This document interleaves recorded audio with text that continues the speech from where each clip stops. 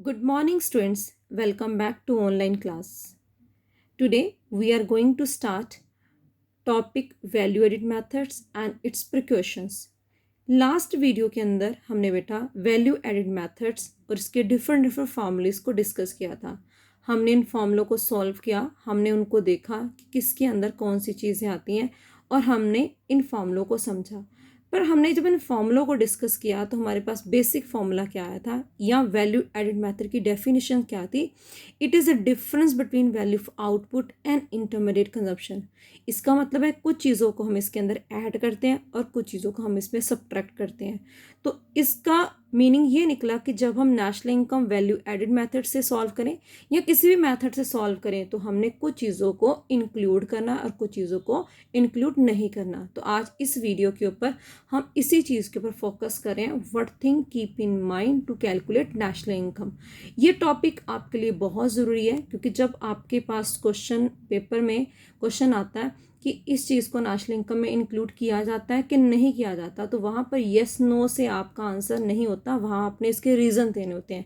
तो मैंने आज की वीडियो के अंदर इन प्रिकॉशंस को उसी फॉर्म में included, non included, with reason explain करने की कोशिश की है। So try to understand. Now first point, only value of final goods included and not included की साइड पे लिखा मैंने ऑपोजिट में value of intermediate goods not included. But why? और वैल्यू फाइनल गुड्स को नेशनल इनकम में include क्यों किया जाता है और इंटरमीडिएट गुड्स को इंक्लूड क्यों नहीं किया जाता है, इसका रीज़न। फाइनल गुड्स की वैल्यू को नेशनल इनकम के अंदर इसलिए इंक्लूड किया जाता है क्योंकि ये रेडी टू यूज़ होती हैं, ये प्रोडक्शन बाउंड्री से बाहर निकल गई होती हैं और ये चीज़ें वो हैं जो हमारी प्रोडक्टिविटी को शो करती हैं। और जब फाइनल गुड्स मार्केट के अंदर आती हैं तो इससे इकॉनमी के अंदर फ्लो ऑफ गुड्स और सर्विसेज बढ़ता है, लोगों के पास और चीज़ें अवेलेबल होती हैं, तो जो एक्टिविटीज़ प्रोडक्टिव हैं वो नेशनल इनकम के अंदर इंक्लूड होंगी। वैल्यू ऑफ इंटरमीडिएट गुड्स को नेशनल इनकम में इंक्लूड नहीं किया जाता because not ready for use, not included in the national income because their value is already included in the final goods. कहते intermediate goods that is raw material से बेटा final goods बनी है। अगर हम इनकी वैल्यू को फिर से नेशनल इनकम में काउंट करेंगे तो ये डबल अकाउंटिंग हो जाएगी। तो इसलिए मैंने लाइन लिखी, if these goods included again in national income it will lead to double accounting problem. तो हमने डबल अकाउंटिंग का मीनिंग क्या था, किसी एक गुड की वैल्यू बार बार काउंट करना, दैट इज़ डबल अकाउंटिंग। जब हम फाइनल ले रहे हैं तो हम इंटरमीडिएट नहीं लेंगे, तो इंटरमीडिएट गुड्स की वैल्यू को हम इसमें नहीं इंक्लूड करेंगे क्योंकि हमने डबल अकाउंटिंग की प्रॉब्लम को राइज नहीं करना। Second point I have taken, production of goods for self-consumption included and production of services for self-consumption not included.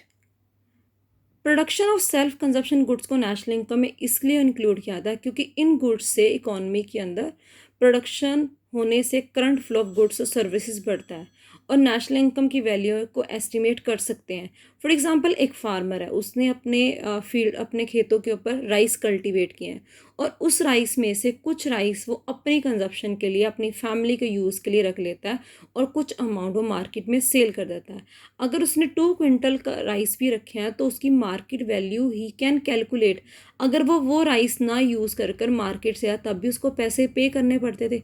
तो वो चीज़ें जिससे गुड्स और सर्विसेज बढ़ रही हैं, जिसको हम मार्केट में सोल्ड कर सकते हैं, जिसकी मार्केट वैल्यू होती है लेकिन हम खुद के लिए यूज़ करें, वो भी नेशनल इनकम के अंदर आती हैं। क्योंकि अगर हम अपनी चीज़ें यूज़ करें या बाहर से बाय करें हैं तो उसकी मार्केट वैल्यू तो ये नेशनल इनकम के अंदर इंक्लूड होंगी। Where as production for services for self consumption, लेकिन दूसरी तरफ कुछ सर्विसेज हैं जैसे हाउस वाइफ की सर्विसेज, हमारे मदर या हमारी जो फैमिली के अंदर जो लेडीज़ घर का सारा काम करती हैं, उनको उनकी सर्विस को हम नेशनल इनकम में कैलकुलेट नहीं कर सकते। ऐसा क्यों? क्योंकि उनका काम इतना ज़्यादा है, वो इतने काम करते हैं तो उनकी वैल्यू को एस्टिमेट करना मुश्किल होता है। So I have given reason, because in these cases difficult to estimate market value, maximum these activities are related to non monetary transactions, data is not available. उन्होंने कितना काम किया, हाउस वाइफ घर का सारा ही काम कर रही है, तो वो सारे काम की मार्केट वैल्यू क्या होगी, ओके हम एक मेड की सर्विसेज को हाउसवाइफ की सर्विसेज के साथ कंपेयर नहीं कर सकते। मेड की सर्विस के बदले हमने उसको पैसे दिए, उसने 2 आवर 3 आवर्स हमारे घर में काम किया, हमने उसको सैलरी पे की, उसको वेजेस पे की। वेयरएज हाउसवाइफ 24 आवर्स अपने घर के काम को या अपने घर को मैनेज करने में लगा देती है। तो how we can estimate value of such transaction? तो ये नॉन मॉनेटरी कैटेगरीज में आती हैं, इनकी मार्केट वैल्यू को बेटा हम एस्टिमेट नहीं कर सकते। So production for services for self consumption को नेशनल इनकम के अंदर इंक्लूड नहीं किया जाता। Third point is very interesting. I am going to start from not included. यहाँ पर मैंने लिखा है नॉट इंक्लूडेड के अंदर value of second hand goods not included, और whereas commission and brokerage fees included. Now value of second hand goods को हम नेशनल इनकम के अंदर इंक्लूड नहीं करते। देखो जो चीज़ हमने खरीदी है पहले भी बिक चुकी है तो उसकी वैल्यू ऑलरेडी पिछले साल की नेशनल इनकम के अंदर ऐड हो चुकी है, तो हम उसको सेकंड टाइम ऐड नहीं करेंगे। तो मैं हैव गिवन रीजन। वैल्यू का मतलब क्या आता है बेटा? Sale and purchase. Reason they are included in the year in which they are produce and do not added to current flow of goods. जिस साल इस चीज़ की प्रोडक्शन हुई है, जिस साल ये चीज़ बनी है, उस साल फ्लो ऑफ गुड्स और सर्विसेज के अंदर इसका रिकॉर्ड ऐड हो चुका है। तो इसकी जो वैल्यू है जिस साल ये प्रोड्यूस हुई है उसके अंदर ये एडिशन हो चुकी है। तो नेक्स्ट डे जब हम सेकेंड हैंड फॉर्म में लेते हैं तो हम इसको नेशनल इनकम के अंदर ऐड नहीं करेंगे। Value of second hand goods के ऑपोजिट पॉइंट है commission and brokerage fees on sale and purchase of such goods will be included in the national income.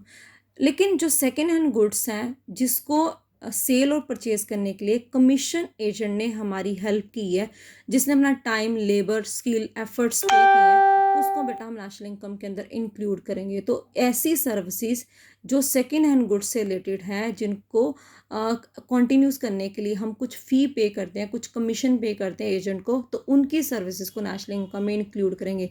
तो point is clear, second hand goods को national income में नहीं लेना, लेकिन उनके ऊपर उनको खरीदने पे जो ब्रोकरेज फीस हम पे करें उसको नेशनल इनकम के अंदर हम इंक्लूड करेंगे। Next point is imported value of owner occupied house. कहते जो पर्सन अपने ही घर में रहता है उसकी वैल्यू को नेशनल इनकम में इंक्लूड किया जाता है। क्यों? People who live in their own house do not पे एनी रेंट। नेचुरली है, जो पर्सन अपने घर में रह रहा है वो किसी तरह का रेंट पे नहीं करे, उसको रेंटल वैल्यू नहीं पड़ेगी, but they enjoying housing services similar to those people who stay in rented house. और साथ ही साथ ये पर्सन वो सारी सर्विसेज को यूज़ कर रहा है। उसके घर में इलेक्ट्रिसिटी भी है, पानी की मोटर भी है, कमरे भी हैं, किचन भी है, बरामदा भी है, एवरीथिंग इज़ देयर। जो एक रेंटेड हाउस में मिलता है वो सारी सर्विसेज को बेटा वो यूज़ करा है। तो value of such houses services is estimated according to market value to similar accommodation that is imported rent। तो वो एस्टिमेट लगा सकता है कि जिस घर में मैं रह रहा हूँ अगर मैं इस घर को रेंट पे दे दूँ या मैं रेंट पे रहूँ तो सेम अकोमोडेशन के मुझे कितने चार्जेस पे करने पड़ेंगे। तो जिस चीज़ की मार्केट वैल्यू को बेटा हम एस्टिमेट कर सकते हैं, जिसको हम रिकॉर्ड कर सकते हैं, जिसके हम रिकॉर्ड मेंटेन कर सकते हैं, उसको नेशनल इनकम के अंदर कैलकुलेट किया जाता है। तो कोई भी इम्पोर्टेड वैल्यू, आप चाहे वो रेंट की सर्विसेज है, चाहे आप अपना पैसा यूज़ कर रहे हो, चाहे आप अपनी बिल्डिंग यूज़ कर रहे हो, तो आप उसकी मार्केट वैल्यू को सेम अकोमोडेशन के साथ, सेम सिमिलर चीज़ के साथ काउंट कर सकते हो, कैलकुलेट कर सकते हो। तो उसको हम नेशनल इनकम के अंदर ज़रूर कैलकुलेट करते हैं। Then fourth point I have written here, the purchase of financial assets. Financial assets क्या होते हैं? डिवेंचर्स, इक्विटीज, शेयर्स, ये हमारे पास फाइनेंशियल एसेट्स होते हैं। तो फाइनेंशियल एसेट्स को बेटा नेशनल इनकम के अंदर इंक्लूड नहीं करते। एक्चुअली ये फाइनेंशियल एसेट्स क्या होते हैं? ये पेपर क्लेम होते हैं। एक आज आपके नाम पर है, कल मैंने बाय कर ली तो ये मेरे नाम पर हो जाएंगे। इसके अंदर कोई प्रोडक्टिविटी नहीं हो रही, सिर्फ एक टाइटल चेंज हो रहा था। I have written reason, it will not included such a transaction because do not contribute to current flow of goods and services. These financial assets mere paper claim involve a change of title only। तो मैंने जैसे आपको कहा ये paper claim होते हैं, सिर्फ कागज ही होते हैं। ओनर का नाम चेंज होता है, आज आपका नाम आ गया, कल मेरा आ गया, परसों किसी और का आ जाएगा। तो किसी तरह की प्रोडक्शन नहीं हो रही, शेयर्स सेल और परचेज हो रहे हैं, सिर्फ नाम चेंज हो रहा है, टाइटल चेंज हो रहा है। कंपनी भी हो सकती है, कोई फर्म भी हो सकती है। तो इससे कोई प्रोडक्टिविटी नहीं है, किसी तरह की आपकी इकॉनमी के अंदर प्रोडक्शन के प्रोसेस को इन्हांस नहीं किया रहा। तो ये ऐसी चीज़ें जो फाइनेंशियल एसेट्स की फॉर्म में होती हैं उनको भी हम नेशनल इनकम में इंक्लूड नहीं करते। ना बेटा fifth point is change in stock of goods will be included. हमने जब सम सॉल्व किए थे हमने लिखा था वैल्यू ऑफ आउटपुट का मीनिंग क्या होता है, sale plus change in stock.